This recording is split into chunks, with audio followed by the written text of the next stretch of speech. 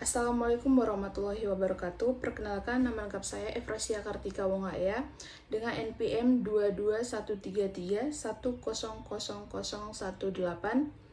dengan prodi akuntansi.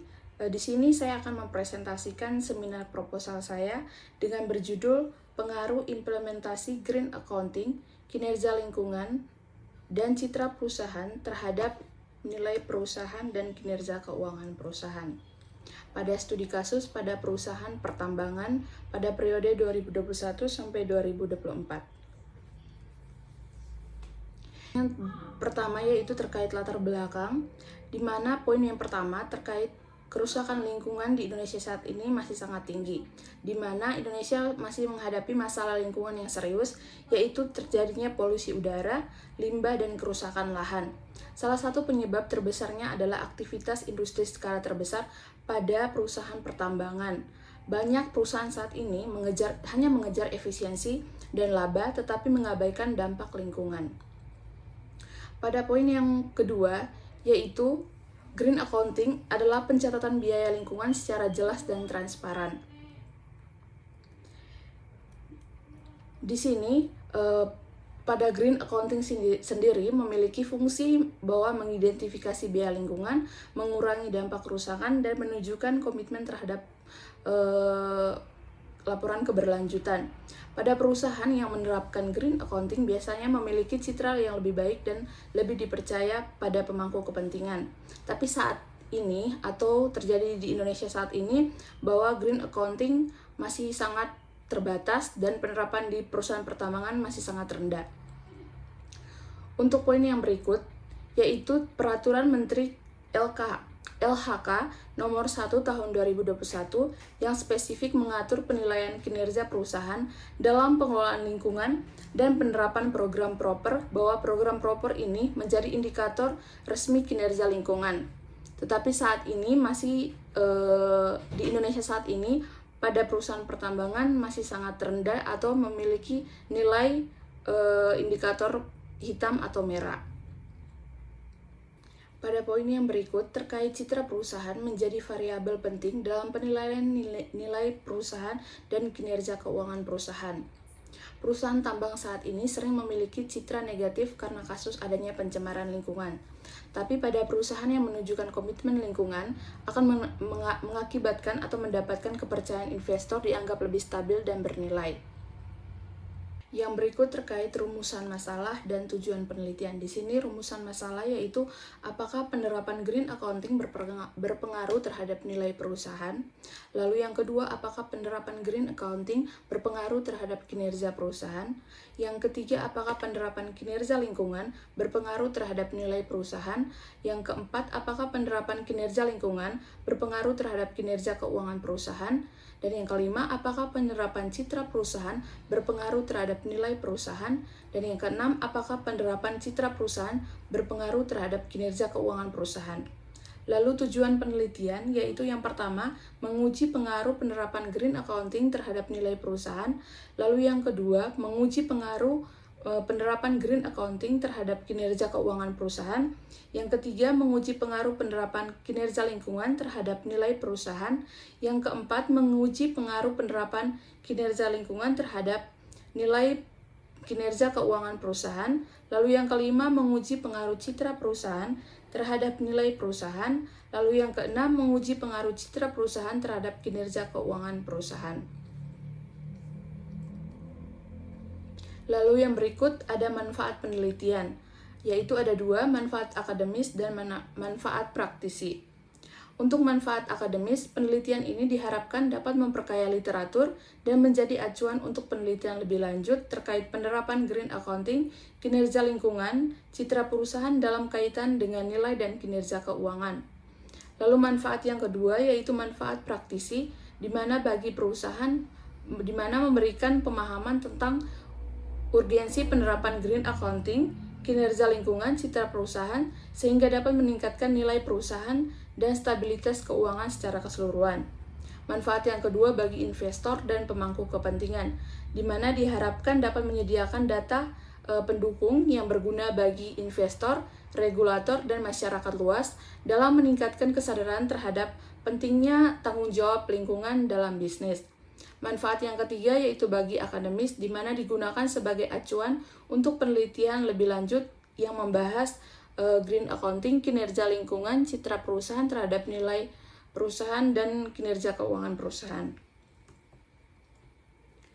Lalu yang berikut terkait landasan teori. Di sini saya mengambil satu landasan teori yaitu legitimasi teori atau teori legitimasi, di mana menurut Hadi 2011 dalam Rizky pada tahun 2019 dan Digan, Robin, dan Tobin pada tahun 2000, di mana mengatakan berpendapat bahwa teori legitimasi dapat dilihat sebagai sesuatu yang diberikan masyarakat kepada perusahaan dan sesuatu yang diinginkan atau dicari oleh perusahaan dari masyarakat.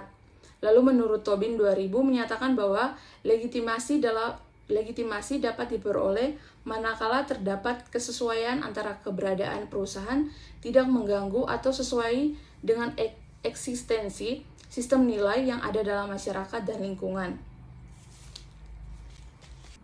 Yang berikut terkait penelitian yang relevan. Di sini saya mengambil 5 penelitian terdahulu. Salah satunya di mana ada Ross Juliana Lubis pada tahun 2023. Hasil penelitiannya bahwa secara parsial bahwa green accounting dan kinerja lingkungan tidak berpengaruh terhadap kinerja suatu perusahaan. Lalu menurut Tronzon et al. Pada tahun 2025, hasilnya bahwa penelitian ini menunjukkan bahwa penerapan green accounting berpengaruh positif dan signifikan terhadap kinerja keuangan perusahaan. Selain itu, perusahaan atau CSR juga terbukti memberikan pengaruh positif dan signifikan terhadap kinerja keuangan, bahwa artinya penerapan green accounting yang baik dan CSR yang baik akan memperkuat citra perusahaan, pada akhirnya meningkatkan nilai perusahaan. Yang berikut terkait kerangka berpikir dan hipotesis. Di sini ada gambar kerangka berpikir, di mana kita lihat bahwa pada hipotesis yang pertama, penerapan green accounting berpengaruh positif terhadap nilai perusahaan. Lalu hipotesis yang kedua, penerapan green accounting berpengaruh positif terhadap kinerja keuangan perusahaan. Lalu hipotesis yang ketiga, penerapan kinerja lingkungan berpengaruh positif terhadap nilai perusahaan. Lalu hipotesis yang keempat, penerapan kinerja lingkungan berpengaruh positif terhadap kinerja keuangan perusahaan.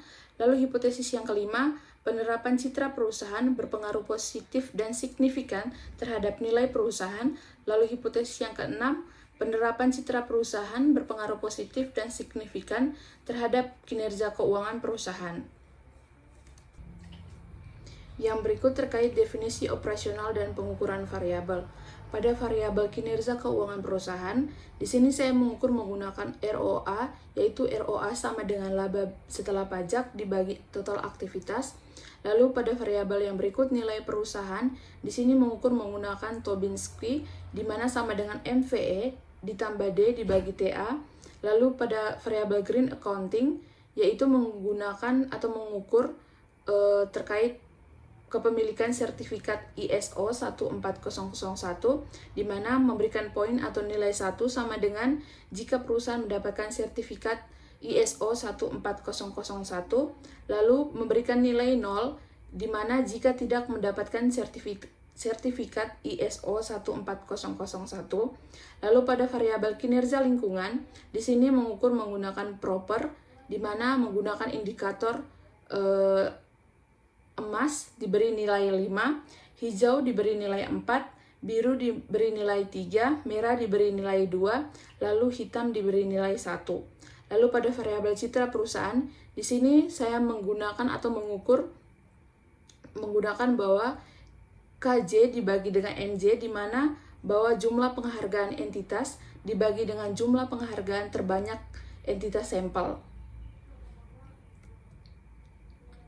Lalu yang berikut di sini ada metode penelitian, di mana ada populasi dan sampel, bahwa populasi di sini bahwa perusahaan pertambangan yang terdaftar di BEI pada tahun 2021 sampai 2024 dengan teknik sampling melalui purpose sampling. Lalu di sini sampel data dari laporan tahunan perusahaan dan laporan keberlanjutan. Lalu yang berikut ada metode, di sini pendekatan kuantitatif dengan metode asosiatif kausal. Lalu yang berikut alat analisis data, di sini saya menggunakan alat SAMPLS, di mana untuk analisis deskriptif, uji outer model yaitu uji validitas dan reliabilitas, lalu analisis intermodel atau uji struktural, dan pengujian hipotesis. Sekian dari presentasi seminar proposal saya, kurang lebihnya mohon maaf. Wassalamualaikum warahmatullahi wabarakatuh.